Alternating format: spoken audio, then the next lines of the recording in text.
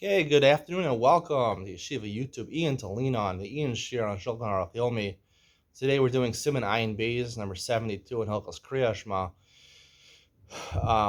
We're talking about continuing yesterday's theme about someone dying and people being patur from Kriya Shema. Yesterday we were talking about the actual Zayin Krovim, the Aveilim, the Onanim that have to observe mourning for the dead person. They're patur from the mitzvos. As an onain, more patur. And avel, they're also, to a certain extent, sometimes they're patur. But here we're talking about the people that are burying the dead person. They're not family.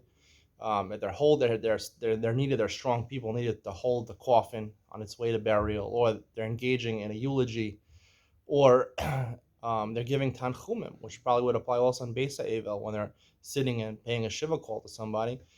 They are considered to be osik a mitzvah, patur in the mitzvah. That's the way I explain it. Now, the Mishnah Berurah does say a little different lashon. Lefishem trudim tirdas mitzvah. Now, I want to note that part of osik of mitzvah, patur min mitzvah, osik mitzvah, patur mitzvah, literally means you're involved in a mitzvah, you're exempt from another mitzvah. The classic case of osik mitzvah, patur min mitzvah is a chassan on the first night of his wedding. He's patur from Kriya Shema.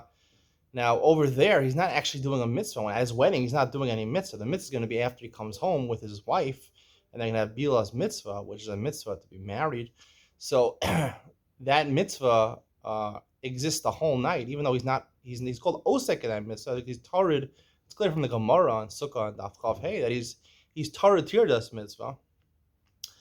And I think that's really the idea over here. But what does it mean, Tarid Tirdas mitzvah?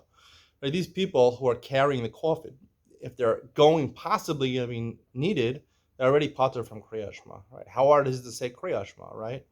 So even though we said yesterday that really only the Zayin Krovim are supposed to sympathize with the dead person, the plight of the dead person before he's buried, that's why Aninas is so severe.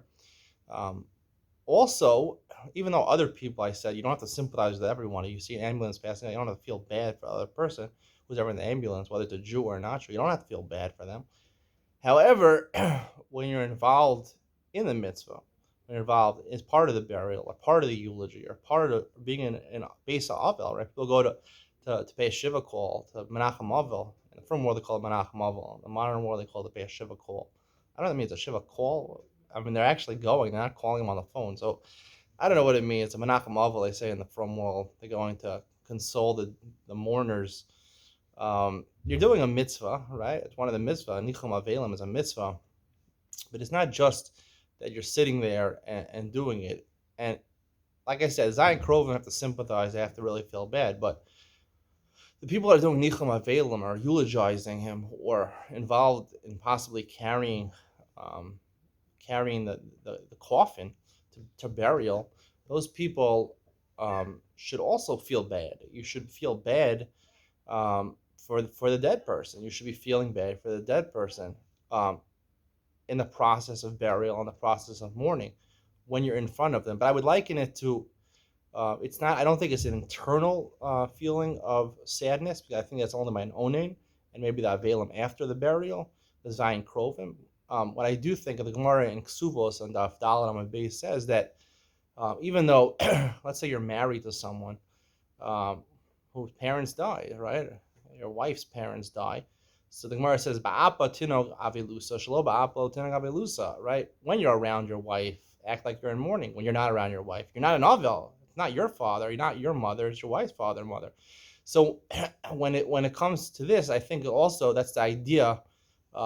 These halachas apply when you're among the people burying the person, or you're among the people doing the hesped, or you're among the people that are comforting the mourners. You have to display on the outside that you're in mourning. And to do mitzvos, to say Kriya Shema and Tefillah, as we explained, is a form of simcha. It's a form of simcha. It's a form of enjoyment if it's done the right way. I will explain to you eventually how all these mitzvahs are done the right way. If you want to hear more about that, hear my shiurim at the beginning of Shulchan Aruch. I talked about Hilchos Tzitzis, what really the mitzvah of Tzitzis is. So you'll understand what I'm saying, that the mitzvahs are about simcha, about bringing enjoyment in life. But even if you can only understand on a superficial level, on a from level, it's a simcha, it's a mitzvah, and things like that, it's still a simcha to do mitzvahs. And therefore, even though I don't believe you have to sympathize on an inward level. You don't have to force yourself to sympathize. I think just naturally, people that are Zion Krovim are actually sad about a person who dies. However, people that don't related to them, they're just davening in the same shul as the guy, as the mourner. I don't think they really feel that bad. I mean, honestly, like they don't feel really that bad about the guy. But in his presence, you should show. You should show that. And part of Torah Tirdas a mitzvah, the reason you're pater over here is not, I think, osik mitzvah pater min mitzvah. It's because you have to show to the mourners and show to the people that are the Zion Krovim, and especially when you're in the presence of the dead person, that you feel bad about it. You feel bad, and you can't do mitzvahs in his presence, and therefore they talk about the poskim talk about if you could get away, if you can get away from the gathering, as you can nishmatim, right? It was talking about not just he says Kriya Shema on his way out of the cemetery where no one sees him. No, you have to get far away. You have to be in a secluded area where no one can see you.